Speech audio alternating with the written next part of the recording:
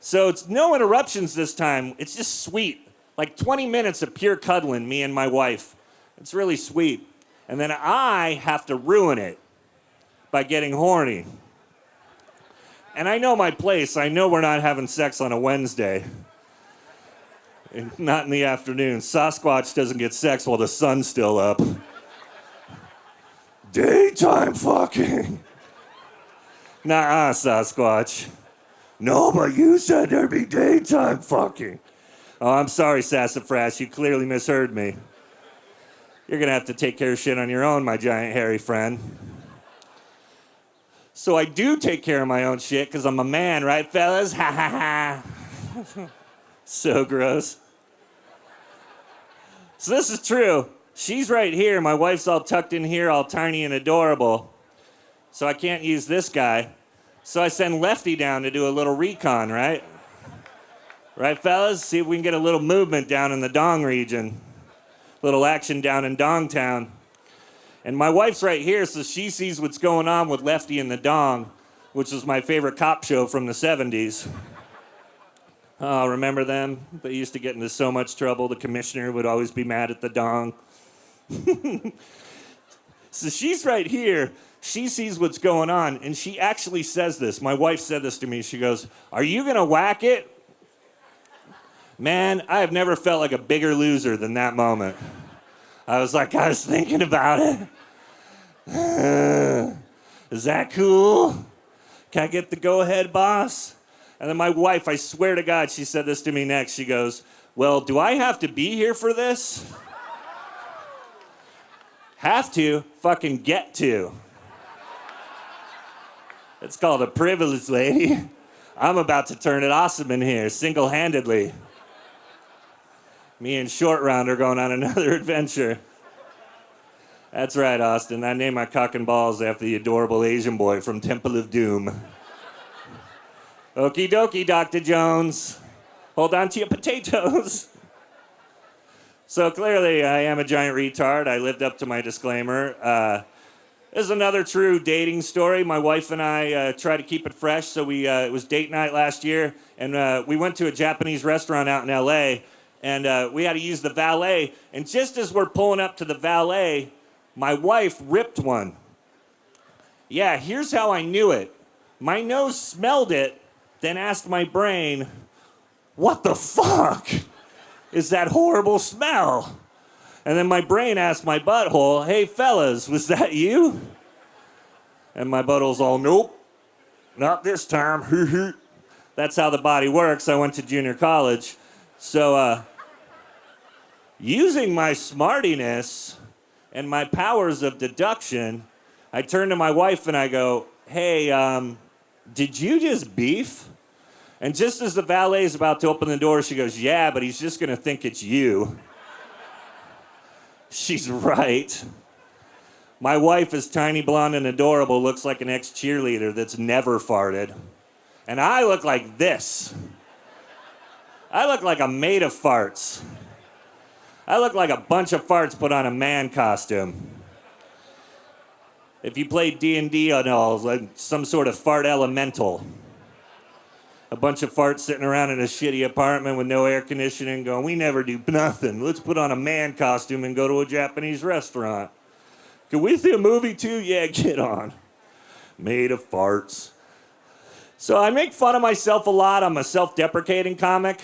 And people, it happens to me all the time. People go, especially girls go, "Why are you so mean to yourself? Why do you make fun of yourself so much?" And because my mirror works is the main reason. Like, I know what I'm putting out there to the general public, right? Like, I see this shit every day before you guys do and go, "Really? Still? Fuck. Guess I gotta go outside again and bum out strangers."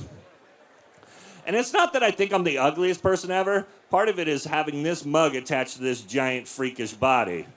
And there's just certain things being this size and looking this way that I know I can't get away with that regular people like you guys take for granted. Like, I can't sneak up on people. Well, I can, but it really fucks with them. They're half my size, and I'm behind them going, "Rrr," which, yeah, that's a shitty way to sneak up on people. Also, being my size, I can never wear overalls and a mask. Not even on Halloween. The cops will fucking fill you full of bullets. Think you're a supernatural killer, they're sending back to hell. Also, when you look like this, you can never dig at night. Yeah, no night digging. Circle/night digging if this is the look you're rocking. Because your neighbors will move. Oh my God, honey, that one freak from that show's out in his backyard again with a burlap sack and a shovel and a limp for some reason. Night digging. One thing I also can never do if I'm in a mall and I see a family, I can never go, cute kid. Nope, not with this face. My face is all rapey and shit. Yeah, born with a rapey face. Hey, thanks, baby Jesus. That's going to be fun. So, last year, my wife and I bought a new house out in L.A. when you weren't supposed to be buying new houses because we're stupid. And it's forced me to deal with one thing that was never an issue before I lived with my wife, and that's home protection. Like, when I was a single guy, I never had to think about home protection because all I had were a bunch of comic books and Snapple jars I peed in. Well, I lived under a bridge with a bunch of other trolls. I don't know why we kept our pee separate, but we did. But now I've got my wife and my dogs, and I'd like to keep them unraped and unkilled, like that's working out for us, you know? So I know we need home protection at our house, but I know certain things about myself. I know I don't like guns because they're all loud and bullety. So for me, for home protection, I think I'm going to get a samurai sword. Because I just think being 6'6" and swinging a samurai sword, that's going to be a little bit of a deterrent to anybody who thinks it's a good idea to break into my house.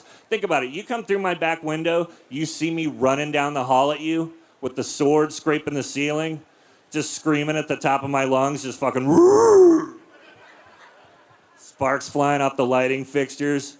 I think in that scenario, I will have a solid 10 seconds where you as the intruder will be like, oh, fuck. Wrong house, bro. I'm going to see what your neighbors have. I think there's one thing that makes that joke better, and that is the fact that every night I sleep in the nude. Yeah, horrible visual. Sorry about your eyeballs and your brain balls. But I think my nude sleeping is going to work in my favor, and here's why. Because I think the first time somebody climbs through my window, I'm going to be scared shitless, right? So my penis is going to rocket up inside my body, making his new home up here in the chest cavity somewhere. So the first guy that climbs through my window is going to be like, what the fuck? It's a giant dickless creature swinging a goddamn samurai sword. Holy shit, I'll never unsee this. I'm going to take out my eyes and fucking stomp on him. Make the horrible man go away. I think there's one way to make that better, and that's, I've thought about it. That's if I wear a baby mask every night. Right? Just a big creepy plastic baby head. Shove that over my mug, and then take the samurai sword and duct tape it to my hands. So it's always go time. So somebody climbs through my window, I'll pop up already like, what the fuck? And he'll be like, you, what the fuck? This is a giant dickless baby swinging an ancient Japanese weapon. What kind of fucked up Pan's Labyrinth shit is this, man?